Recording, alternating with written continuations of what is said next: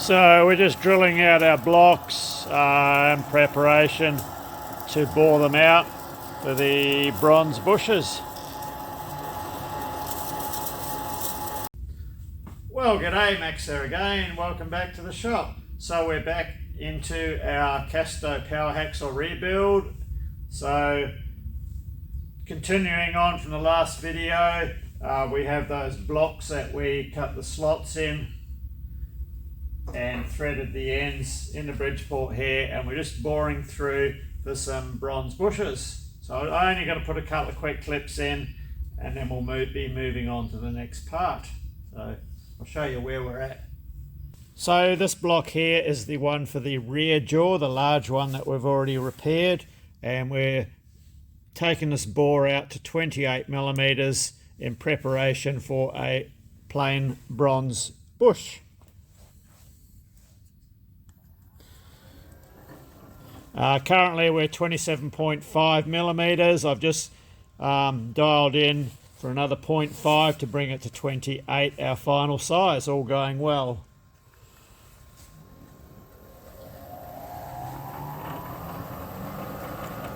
And just bringing it down on the power feed, 6 thou per revolution and 450 RPM on the boring head.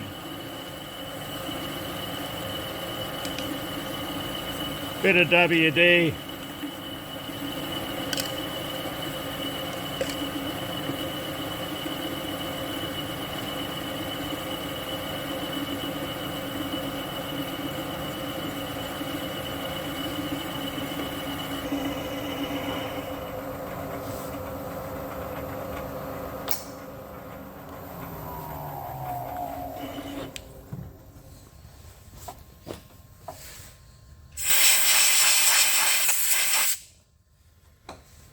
Right, we'll see where we ended up.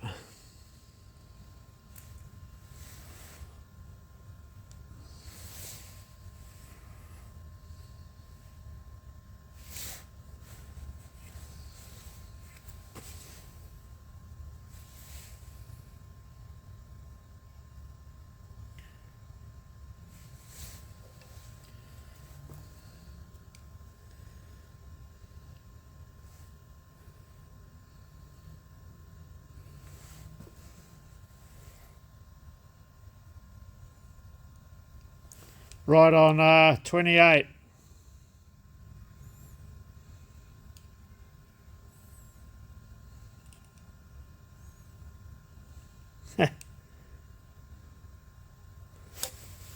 Anyway, right, we're smack on size there, so that's this one complete.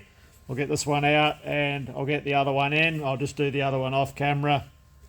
Same thing, just boring through and bringing it to size.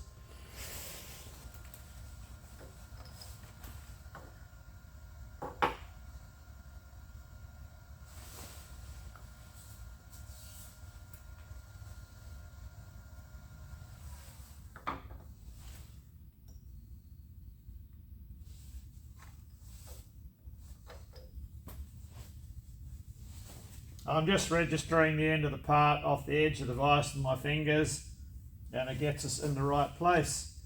Right, I'll get cracking on this. So I'll just throw in a couple of quick clips. We're using our steady rest, the new one that we've just modified in the JFMT lathe the other day. Well, I was actually using it yesterday. It's still set up now. I'm in the middle of a job, hence the V blocks on the table here, sorting out some more pins. So I'll just drop in a couple of quick clips of the steady rest in action. Well, the new steady rest in action. This is only the second one of these I've put through. I've got a complete new pin to make as well. But yeah, it's first use and perform with flying colours. So all good in that department.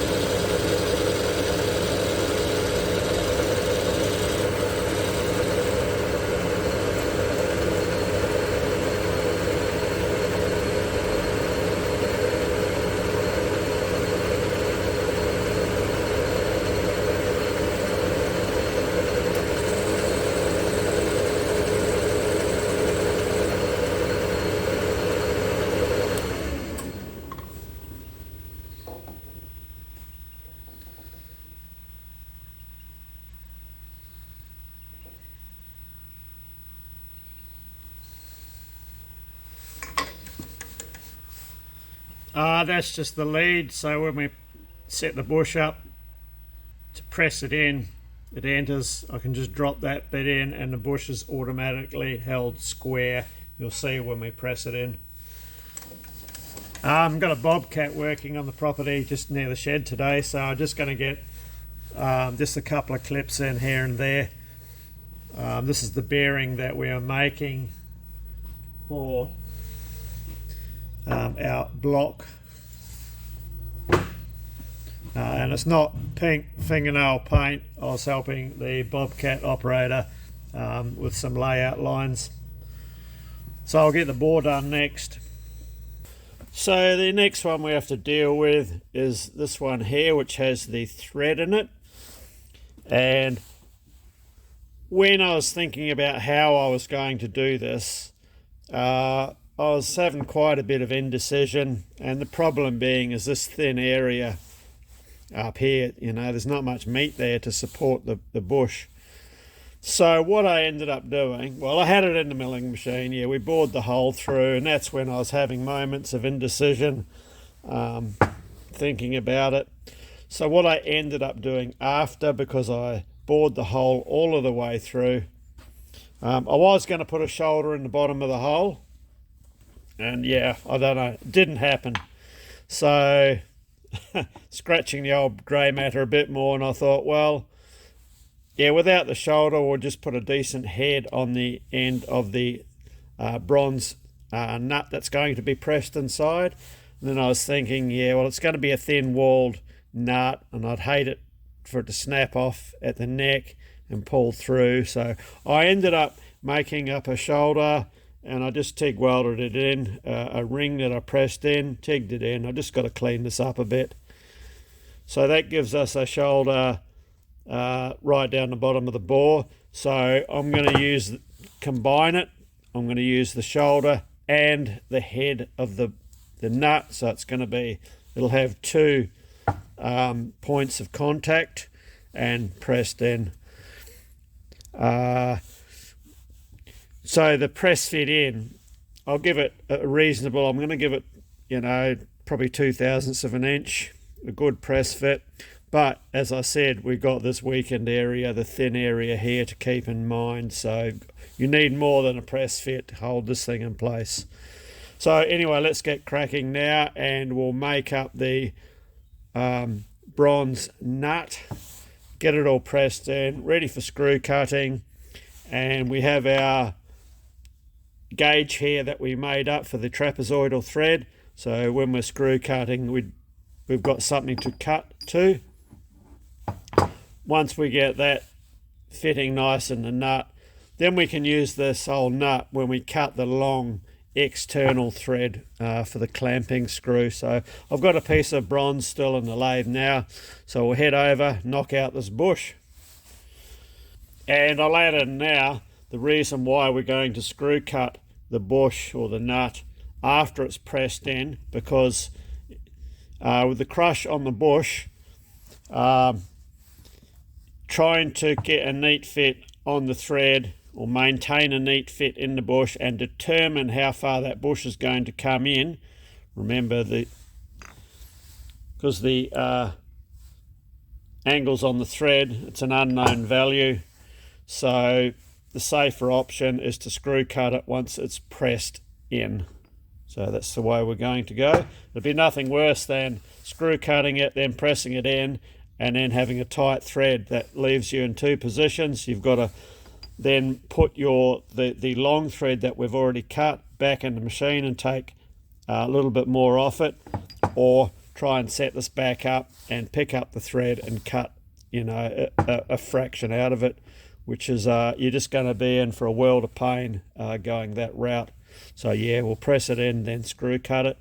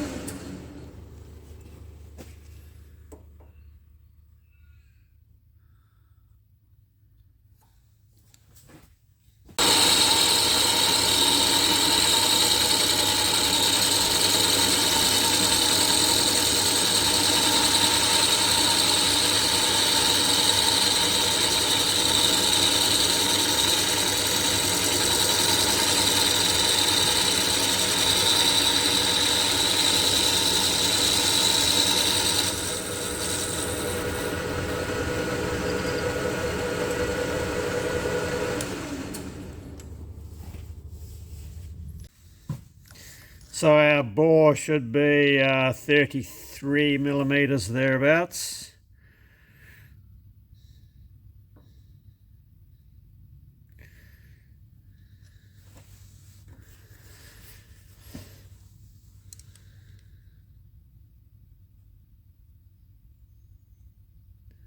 Yeah, bore's right on 33. So we want to give that a minimum of 0506 crush. We're actually going to go for 0.1. We're going to make it a bit heavier. So we get a measurement on what we've got here.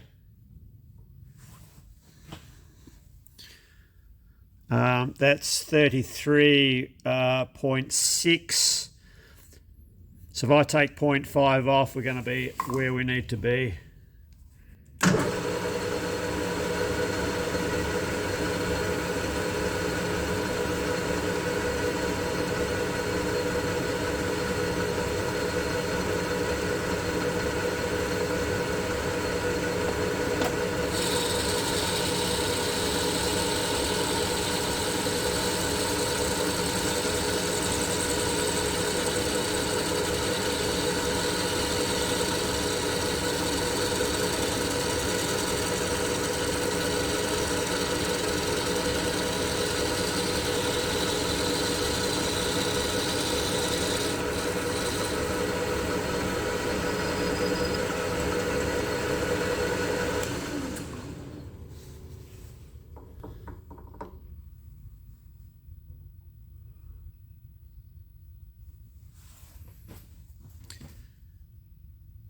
Uh, 33.09, so that'll give us 0.09 millimeters crush, which is a heavy crush, and we're going to go with that. We want a tight fit. So we need to get a depth reading quite accurately down to our shoulder. 580. 1.584 inches. Yeah, back to bananas. 1.584.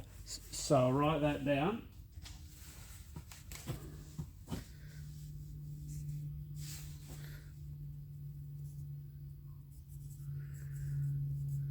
Just over there. So that's the length that we need to turn our shoulder, and it is needs to be as close as we can get it.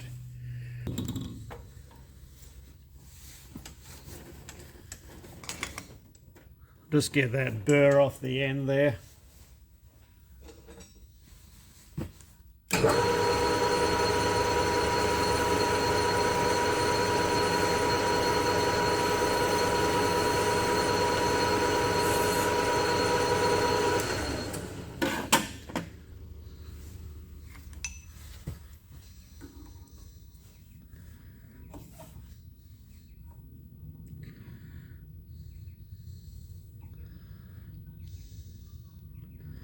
$575, $580, $585, $590, $592. So we've got a little bit to come off this face. That's good, I can still do it without a calculator.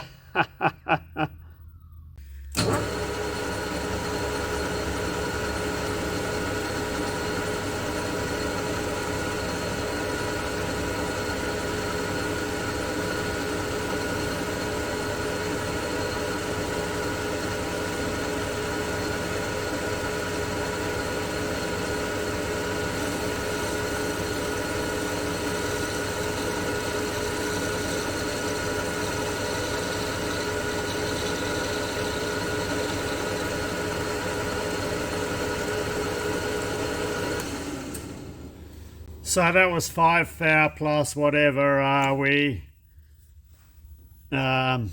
removed on our touch off. 584, 575, That must have been a heavy bloody touch off. With 3 thou past. Let me check that. 584 again on our part.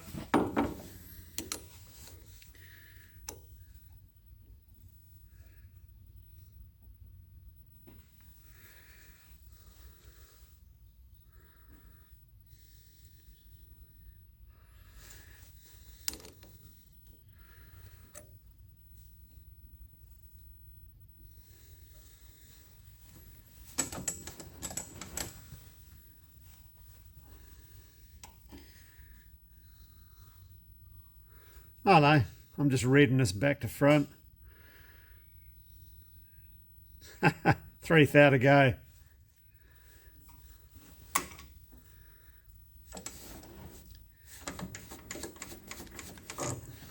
And I just moved the carriage so it was easier to measure, and I shouldn't have done. Just come up there.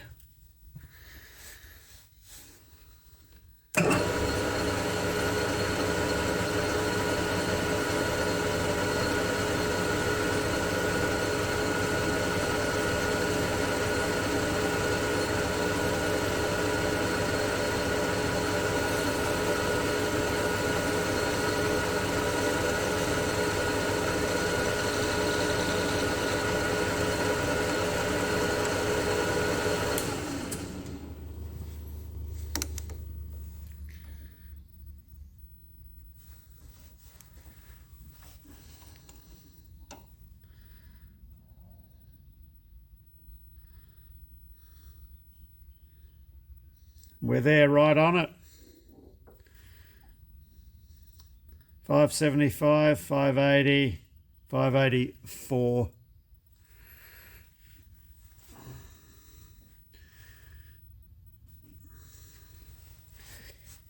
Yeah, the only depth mic that I've got is the Imperial one. So it has to do. Okay, we can break this. We weren't going to break this edge. We're going to put a lead on it. So when we go to press it in, it starts square, the same as what we did with the other bush.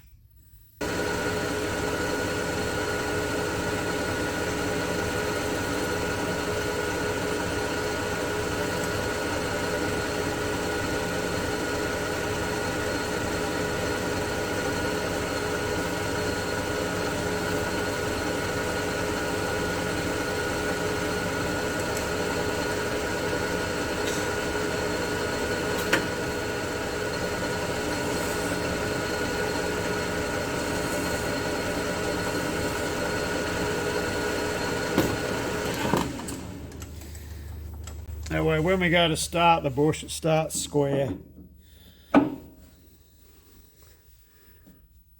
That's perfect. Okay, now we need to look at the bore. So we'll drill out what we can, then we'll put a boring bar through and we'll just rough bore it, and once the part's pressed in, then we'll finish bore it to the minor diameter that's required for our trapezoidal thread that we have to cut. So we're going to push a 21mm drill through. Being bronze, we're not going to worry about a pilot drill. The only thing we've got to be careful of at the start of the hole, the drill doesn't want to grab. Normally what you do, I don't do it very often nowadays, but you just stone a very small flat just to take the sharpness off that cutting edge, and that will stop the drill bit from grabbing when you're drilling brass or bronze.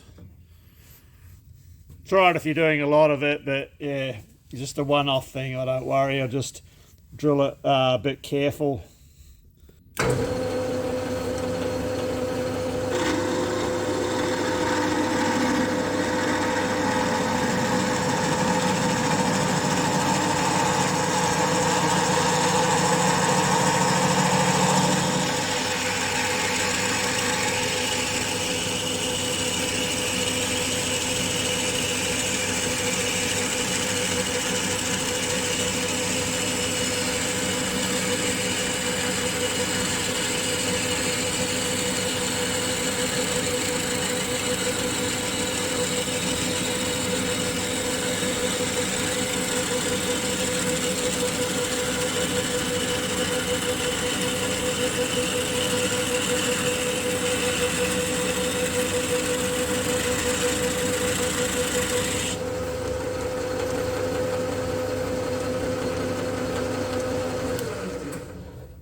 I'll just get a measurement of our depth,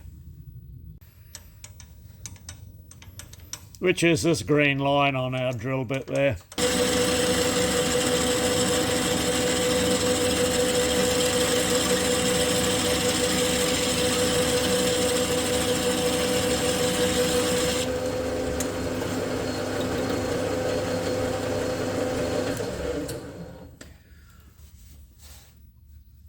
We can deburr that edge. Had to go searching for my noga. It's always a problem when you've got too many lathes.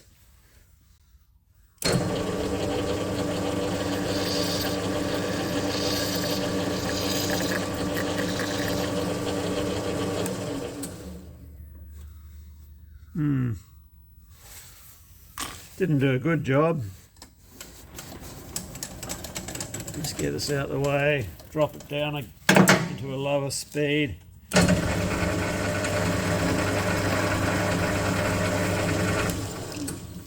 That's got it. Okay, we can part this off now and press it in.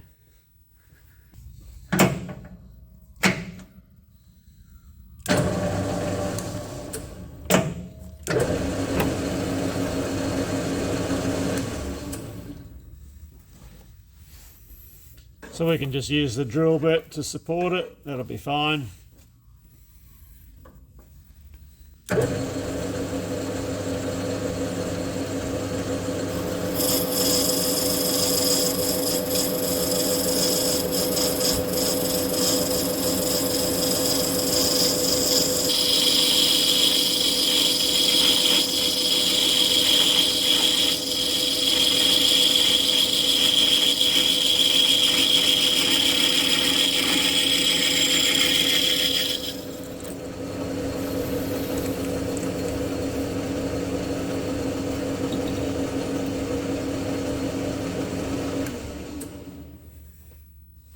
Right, we can get this faced off.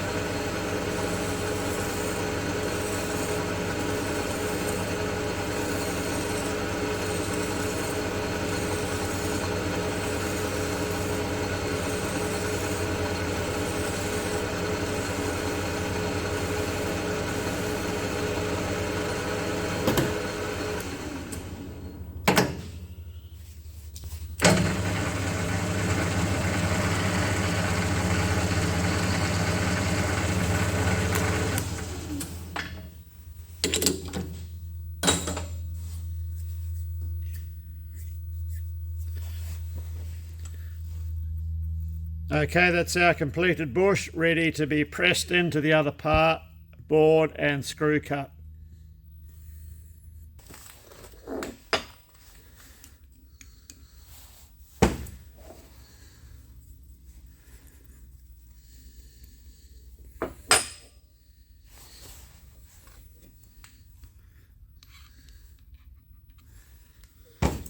I use machine oil on press fits. not Loctite.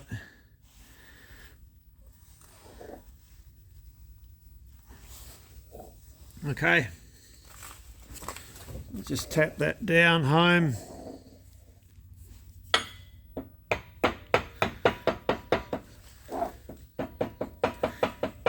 So that's tapped down onto that register that we turned, and that helps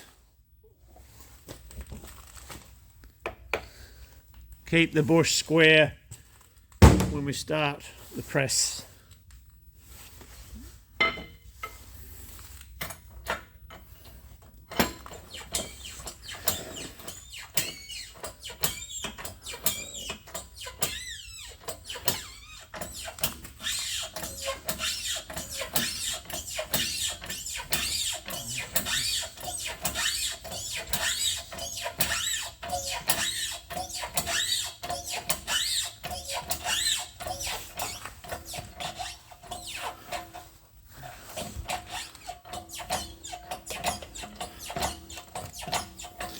Okay, I've just discovered this is the ram on this, or the pump on this, goes into a second stage automatically, and it's just, I wonder why the pumping got really easy, and it's because the press is kicked into its second stage. So it makes the pumping really easy.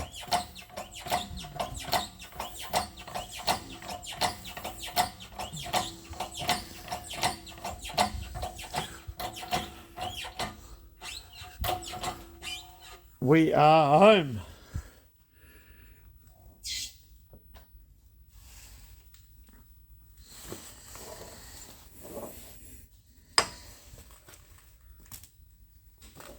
Yeah, I didn't know it had that feature. So when you're pumping down with no load on the ram, it pumps quite quick until it gets a certain amount of load up. Then another valve must operate in the pump, and it goes to a second stage where you get more pressure, less volume of oil, therefore it's easier to pump. Alright, so this all came out well. We've bottomed out on our shoulder. What we need to do now is possibly put this back in the milling machine and re-establish our profile for that slot. So we just need to nick a bit off here. I probably should have done that before I pushed it in, but then it would have, probably would have been easier. It's no problem, we'll just do it now. And I've left a lot hanging out the back to give us more thread than what the part originally had, because we've lost 10 millimeters at the front. So I've made the bush 20 millimeters longer. So instead of a 50 millimeter thread, we will end up with a 60 millimeter thread. And this at the back isn't going to interfere with anything. And we are correctly oriented with the whole center towards the jaw side.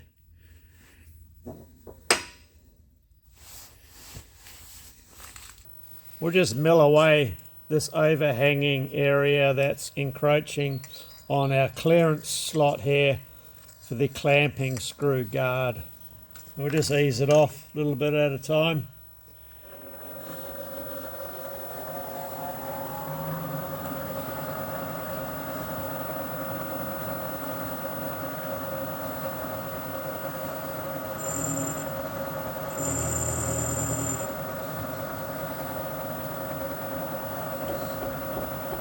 Come up on our depth a little bit.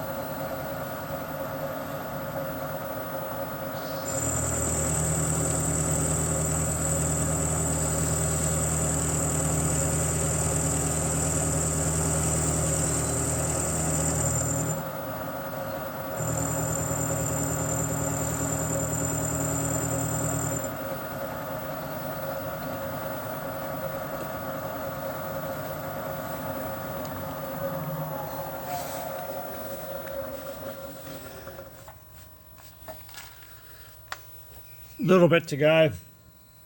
We'll just sneak our table up a little bit too so we don't have that tag left over.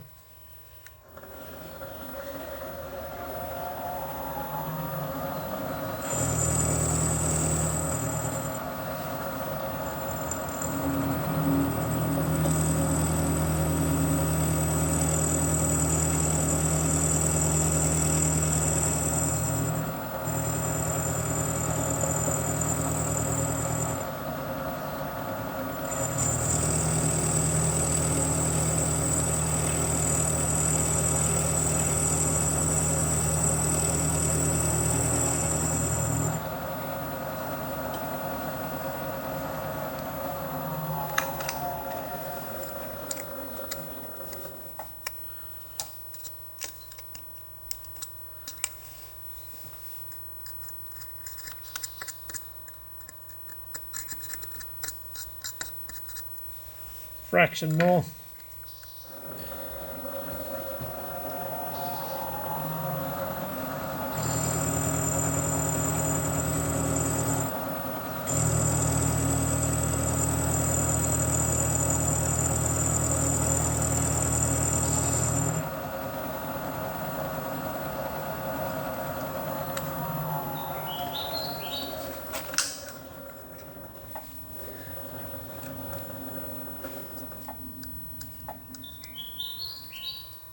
That's all right, I can clean that burr off there with a file. Okay, we'll swivel the vise around. And then we can do the side here.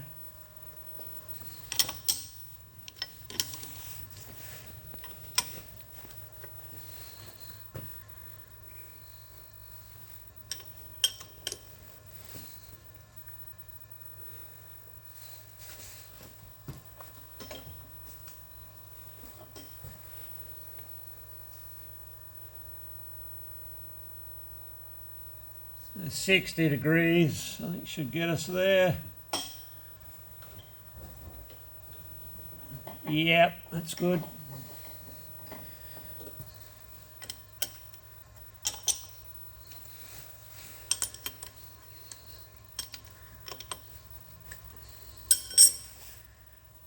Okay.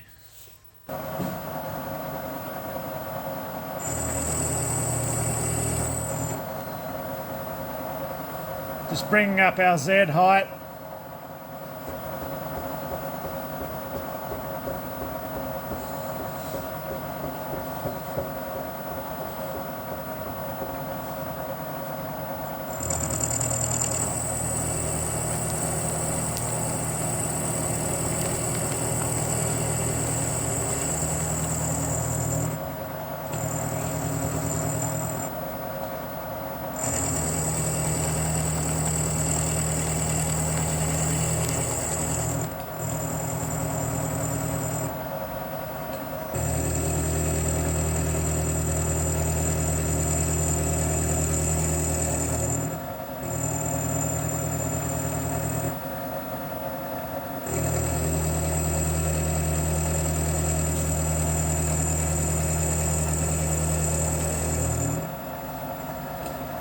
We've got this cutter running on 600 RPM.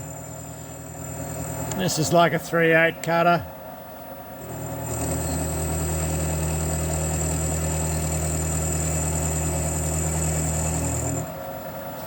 I think we've got a little bit to go there.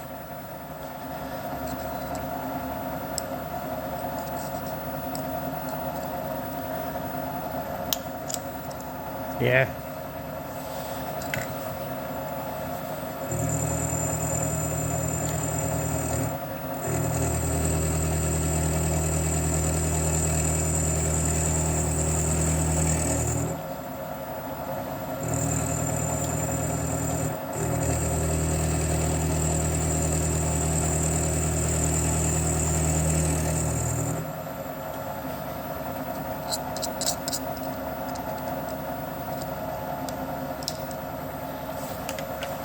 I think one more cut should do that.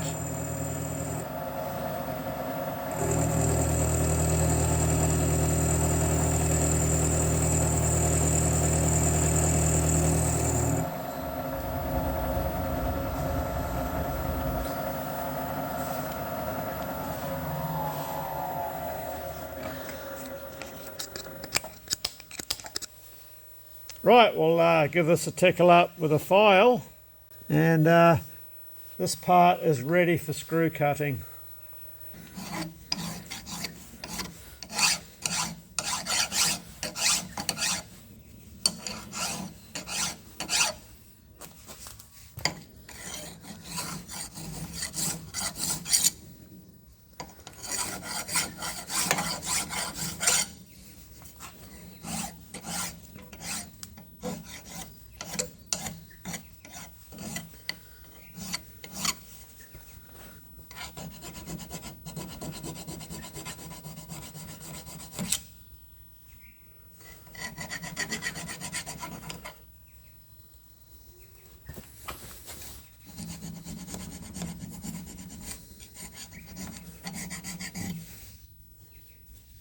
Okay, beautiful.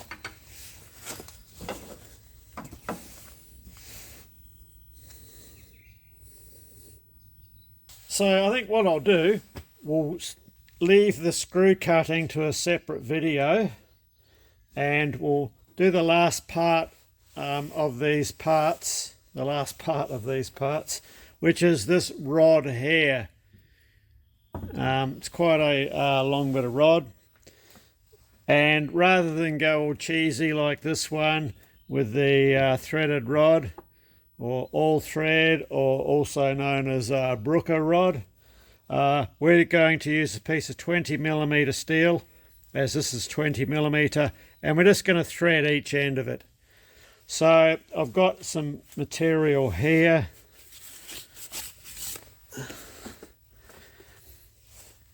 This is 20mm 4140 turned, ground and polished TGP.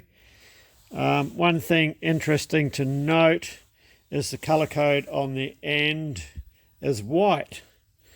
Now, you can't trust colour codes on steel because they vary from one manufacturer to another, or from one region. You know, there's doesn't seem to be any standard across the globe. There might be similars, but I'll show you something.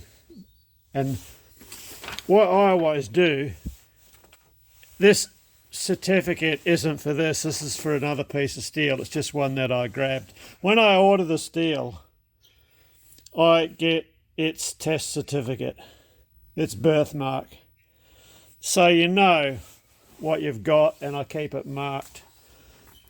I have to do that for customer work. I don't do it for my own home shop jobs, but I'll show you something here. That long piece of 30mm bar there. Difficult to see, but that's also colour coded white, and that is 1030 mild steel. But yeah, a lot of variants, as most of our steel is imported from different countries around the world, so it's something you do have to be very wary of. Get a certificate with it, you know exactly what it is, and mark it. So we have our two rods, 4140 rods, cut to length, so I'll just get a chamfer on them prior to cutting the 20mm threads.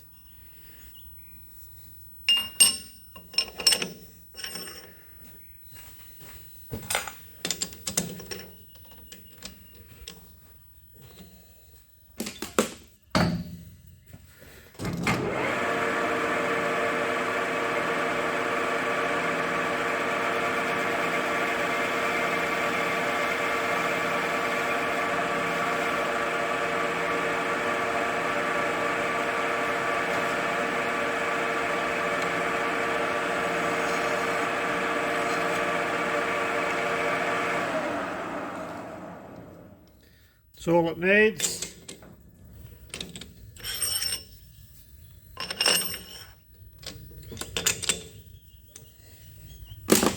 I broke the edges with a belt sander when I cut them off, but it's a bit ropey.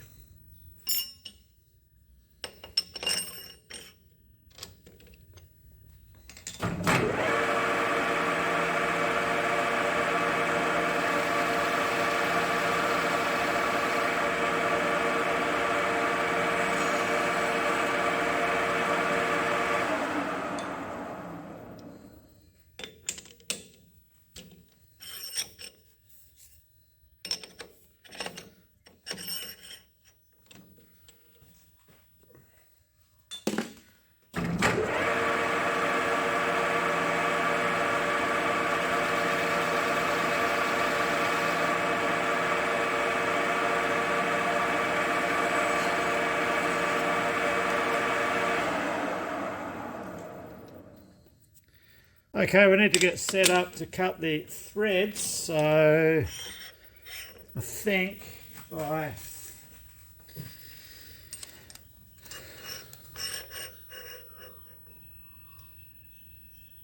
hang it out 130 millimeters. Should be enough.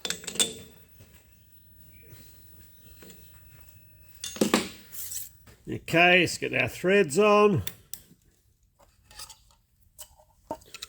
You've seen us do the threads on the other end of these bars if you watched the previous video where we had to make up the holder for our die head.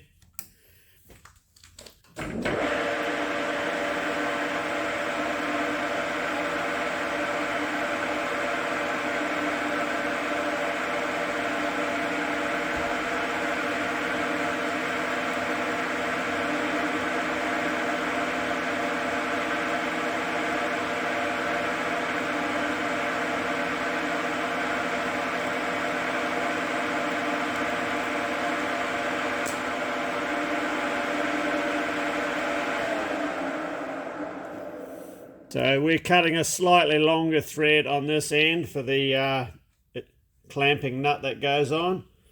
So we change over to our finishing setting on our die head. Let's get any chips out of there.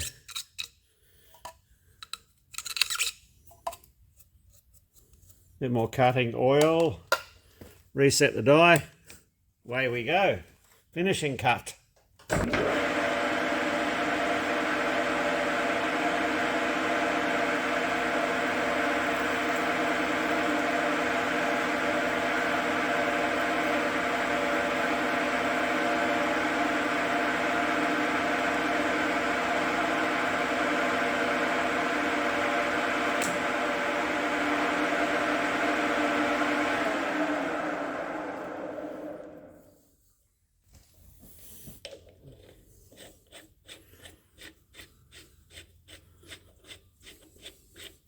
And this is the nut that will be used on this end. The other end screws into our T-shaped blocks.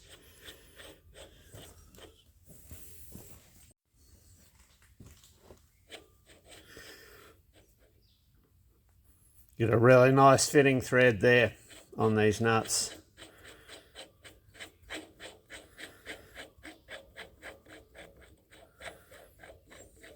Okay, let's get the next one in.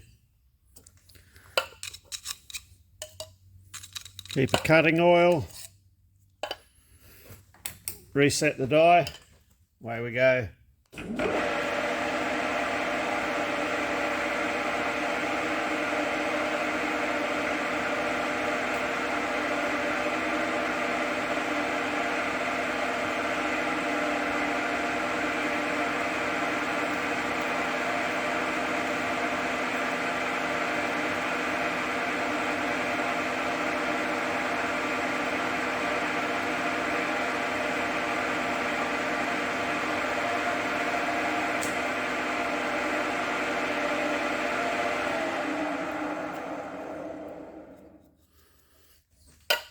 Readjust our die for finishing.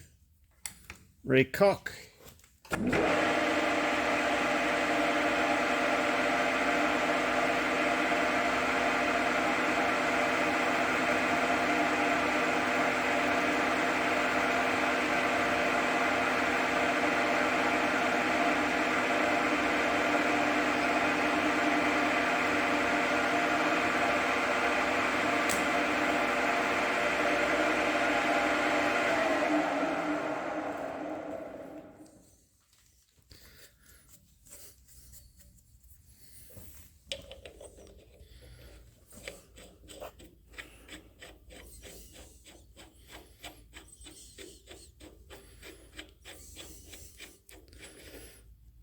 That's a nice firm thread. Beautiful.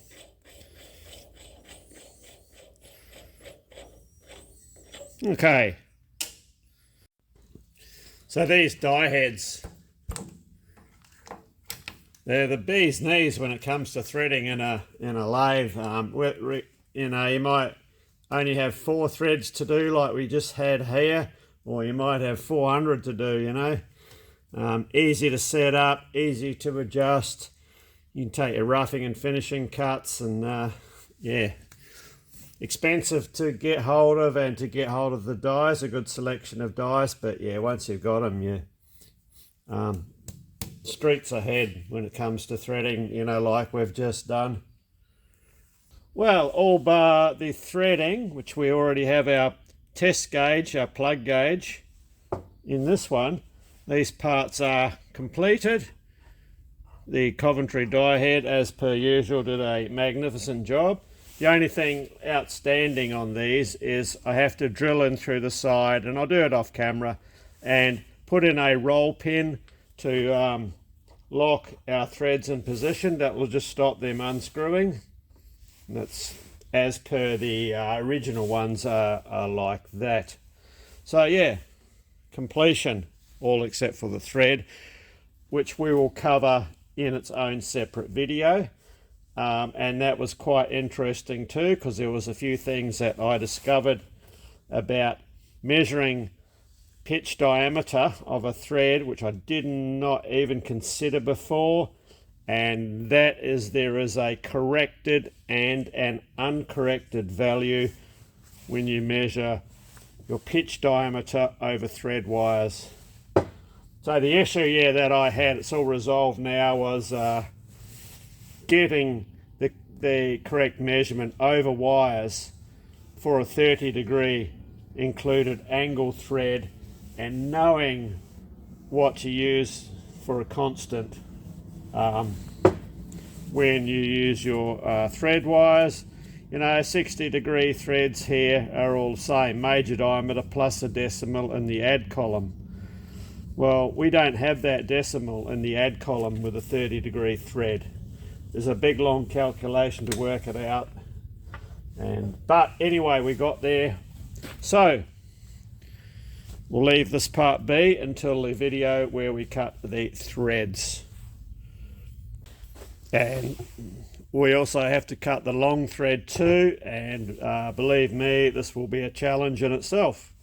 So, okay, well, we'll leave this one here. We've had a good result on our T-nut, T-bolts, or whatever we choose to call them. So yeah, next up with this is threading the internal nut on that one there, but yeah, we have our thread gauge, so things should go relatively smoothly, I hope, fingers crossed. And if we make a pig's ass of it, we only have one more piece of material to recover from. That should be the easy one of the two. The long thread here, I'd be lying if I said I was not a bit apprehensive about this one. We shall see how we go, as there are a few challenges. The material we're going to be cutting is 4140, not 1214 like you see a lot of these threads cut in, although I should be cutting it in 1214 to make it easier for myself, but we don't make things easy here on this channel. So anyway, cheers, thanks for watching, and hopefully see you in the next video where we will be screw cutting. Oh, and I'll just add in, thanks to those who gave us a bit more information regarding the pitch diameters.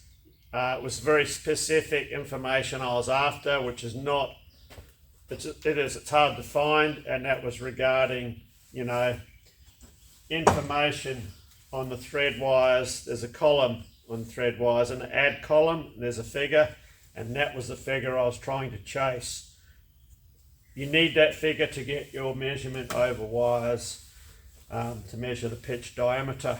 So yes, I was put onto a very good Swiss website that had exact information that I required, and there was a bit more into it than what I had thought about before, because there is a corrected measurement and your standard measurement over wires. There's two measurements, which I didn't know about the corrected measurement, but we'll get into that further when we do the threads. So yeah, cheers.